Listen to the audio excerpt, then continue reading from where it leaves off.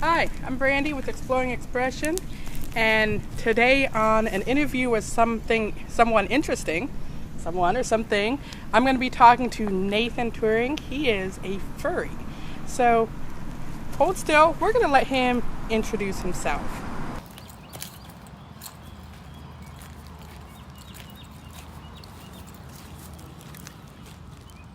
Hello, I am Nathan Tarnung, and I'm a coyote. And not just a coyote, I'm a member of the Furry Fandom. A very strange and interesting place full of animals, fluff, music, just about everything is here. But let's begin with myself. I am Nathan Tarnung. I was born in Germany. My family has been within the airship business for a good couple generations, honestly. I was brought in the family business as a cabin boy at the age of 15. Grunt labor. That's all I really was at first, but it was an honest way of making a living at that age. And in this industry, you get grandfathered into various jobs. As I grew, I took on more responsibilities. I moved ships. I moved from a small freighter called the Haas Thatcher, and then moved on to a larger airship. Now here I am at the age of 21 years old. I am now a junior officer working in navigation, and the sky's the limit here. Also, all of that was just a story. That's my character. Behind this mask is a different person, Nathan Farling. He's a 21-year-old dude who lives in South Georgia. About the fandom, it's a pretty old fandom that stretches back to about the 1960s and 70s that grew out of the sci-fi and fantasy communities. And now it's grown to the point where we have conventions that have over 10,000 attendees at some of these conventions. And we have an international community ranging all the way from China to Canada, Germany, America, Mexico, everywhere in between. Not only do we have our conventions, we have fur meets, we have parties. Out in California, they rent out dance clubs just for furries because there's such a high population of us. We create our own games, our own literature, comics, and of course, costumes, art, music. We have our own musicians in the fandom that make music just for us. There's a little bit of everything. From my understanding, there's actually a Panera Bread in Massachusetts entirely staffed by furries. Why? I don't know, but it's a thing, and we're proud of it. There's so much different things within the fandom. For micros, well, good luck. My character, he's just me. The only difference is he has fur and doesn't have glasses. But the head is such that you can wear your glasses inside the... Thank goodness. Because contacts hurt my eyeballs. And this is considered a half suit, what you're putting on now? What I'm doing is half suiting. There's partials. Go from mini partials all the way to full suits. Mini partials would just be your head, a tail, and paws. A full partial would just be the paws, feet, tail, and the head. As soon as you have full arm sleeves or leg sleeves, you're in half suit territory.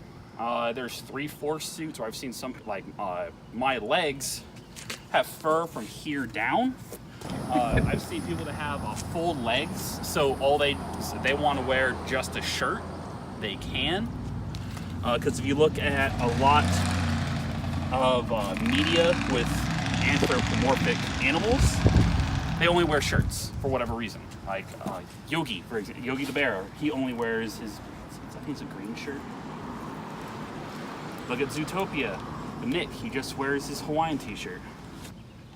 And then there's full suiting, where it's a full body suit, and those are broken up into plantigrade, where you just have normal legs, and then there's digigrade that have cushions to make it look like you have bent legs. I have a full suit, but I don't full suit very often because it's exceptionally hard on the body, particularly here in Georgia in the summer.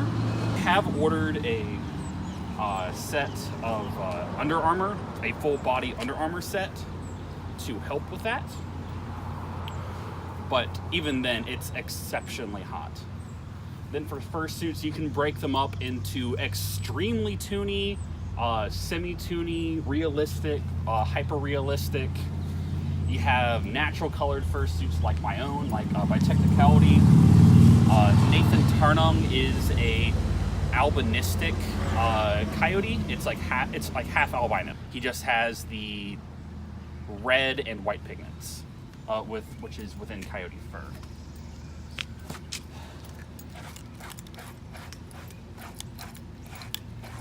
Is that just a cat brush? Yeah, it's just a standard slicker brush, but instead of pulling like this, you go against it. Because if you do it like this, it actually pulls out the fur. And the fur is actually shag carpet. Is it really? Some of it is. It varies from maker to maker. Some of it is. Probably depends on the suit. I know some people have proper faux fur. Some have actual shag carpet. I'm not a maker of fursuits, so I'm not an expert on the making. I'll wear that in person.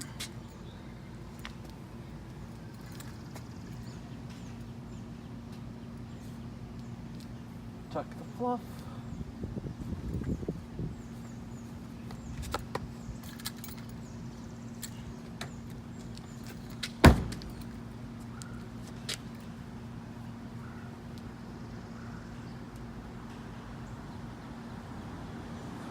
Oh, and I'm already sweating.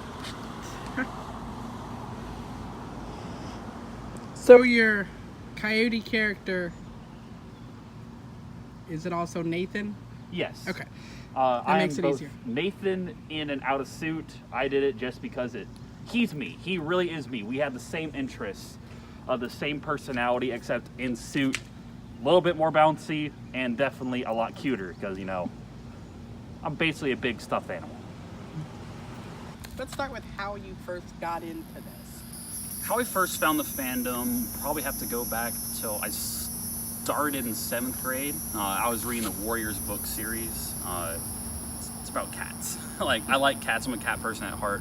It's about this various cat clans that they have their inner politics and they fight, and it's a kid's book, but there's enough to it that even as an adult you can find some enjoyment from it.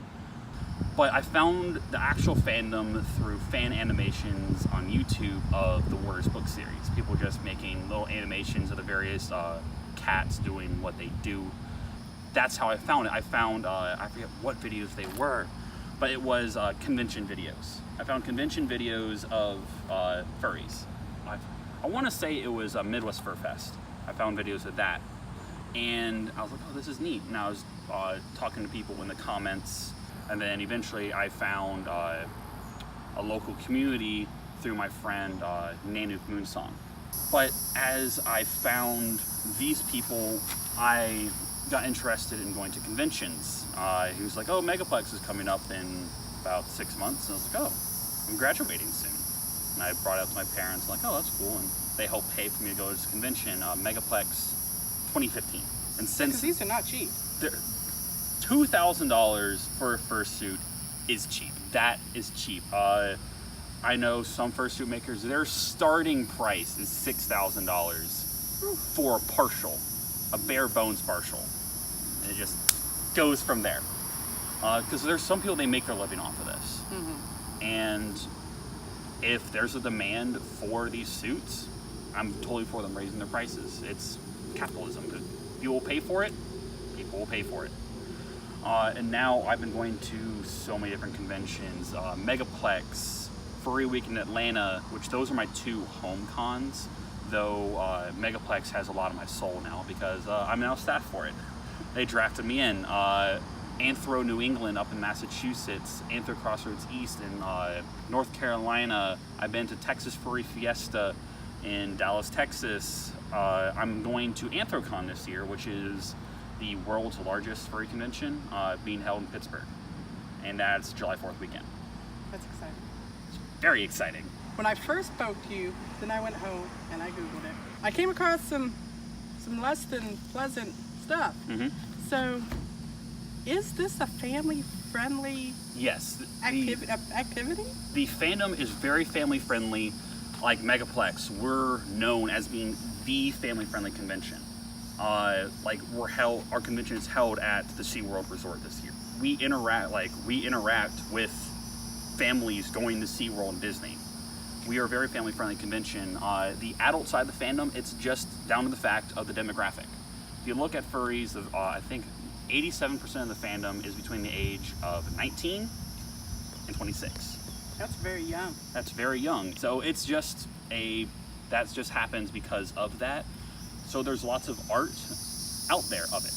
There are people that do adult things in suit and at conventions, but that is a very small demographic of the whole. And a lot of people who first know of furries have seen it through MTV, through CSI. What does the fox say? I just don't like that sound, or that song, because of the sound that foxes make is actually a very terrifying sound. It is a scream of terror. But the media likes to latch on to sensationalize things that will sell. And sex and violence sells in the media. So that's why they latch onto it, though the very large part of the convention through the fandom is very family friendly. Like, that's why I got into it, is because I like to make people happy. Like, I remember the first time I went shooting in Jacksonville. Every first Wednesday there's art walk, and us furries, we go down. We gather up and we go out and we just interact with the public. And I remember there was... This currently happens every Wednesday? Every Wednesday. I don't go every Wednesday because in Jacksonville we're right far away and I work a lot. But whenever I can, I go to it. And I remember the first time I went down, there were these two little girls that just lost their minds. Biggest smiles I've ever seen. They were loving it, and they were hugging me. They were wanting to get pictures with me, and it just made my heart burst. Like, children are great, but when you see them at their happiest, it's even better. And like, I just like to make people happy. That's awesome. So, tell me about waffles. Waffles. Waffles or Waffle Coyote is kind of the alternate persona of my alternate persona. The unofficial mascot of... The alternate persona of an alternate persona. Okay. Or, I don't have the badge on here, it's on my apron. But Waffle Coyote instead of Wild Coyote. It's just me kind of putting my enjoyment of the furry fandom onto my job. My boss loved it, loved my suit, and I made a joke. I think she made the joke about being the Easter Bunny. And you work at WaffleHouse. And I work at yes, I do work at WaffleHouse. She made a joke of, oh, we don't have an Easter Bunny. You could be the Easter Bunny. And I was like, bet! Like, I was all over it.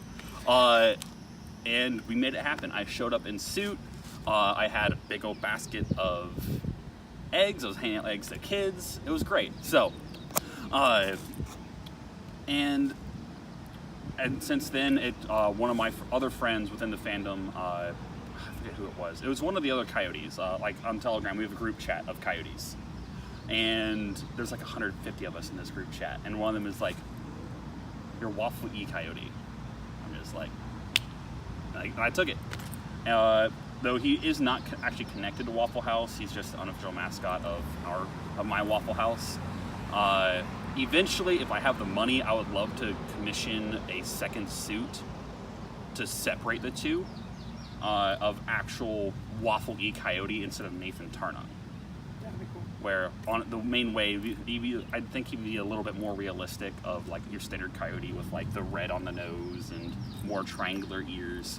And in his tail, there's going to be a big old, like his tail got stuck in a waffle iron, so there's going to be a big old waffle in the middle of his tail. You said within the coyote group, tell me a bit about the structure of it. Is it like all coyotes go together and then bears or whatever? Well, it's just it's just something that, two birds of a feather. We just kind of group together. At some conventions, we will have meet and greets. Just a bunch of people gathering together, though it's not anything official. It's just a small Telegram group chat where it's just a bunch of coyotes. We just chit chat. And it's just like if you found someone of one of your own hobbies. Like I'm sure you have a videography. Like what's one of your hobbies? All right, children's books. Are you part of like any Facebook groups of that? Yes, I am part of the Georgia Writers. Just like that. It's just a group of people with the same interests, and we just chit chat, get to know each other. I know one of the friends in there, Asheen. He is another coyote that lives up Savannah, and he commissioned another fursuit by Dream Machine Costumes. So now we're fursuit brothers of coyotes. And since I was the first, I challenge him to a duel of who's the better coyote from Dream Machine. And every time we meet up, the loser re-challenges the other to another duel, and every time the duel changes. If there was something that you wanted people to understand about the furry fandom and about what it's about, what would you say? Because it's something, you know, when I mentioned to people that I'm doing this interview, they're like, what is that? It's a very loaded question, though, and just as I said earlier, for every furry, there's going to be a different answer. For me, the one thing you need to understand about furries is we like anthropomorphic animals. Think of Zootopia, think of the original Disney Robin Hood, animals with human-like characteristics. It's just a fun concept. And some people, I've mentioned it too, like, oh, furries, and I explained it to them like, that's so childish. It's like, yeah, it's childish. It's simple, it's silly.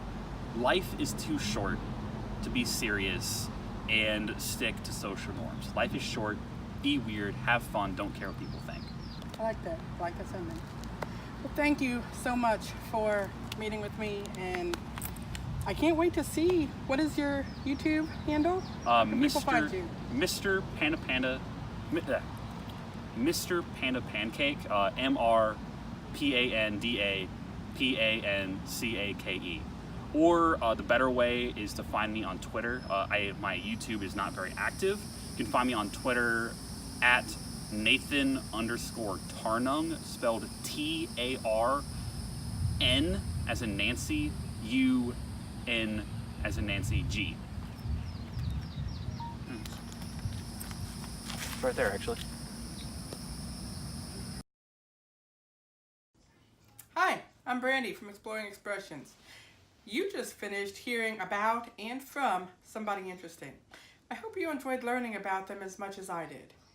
I just want to take a minute to let you know that I am always on the hunt, exploring new opportunities to learn, teach, grow, and share, and looking for people with interesting jobs, interesting hobbies, interesting histories, or interesting ideas. If that's you, or if you know someone that's interesting, drop a comment below or send me a message because I want to talk to them.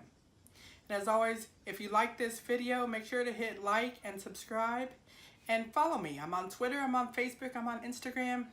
Let me know you're out there. We'll see you later.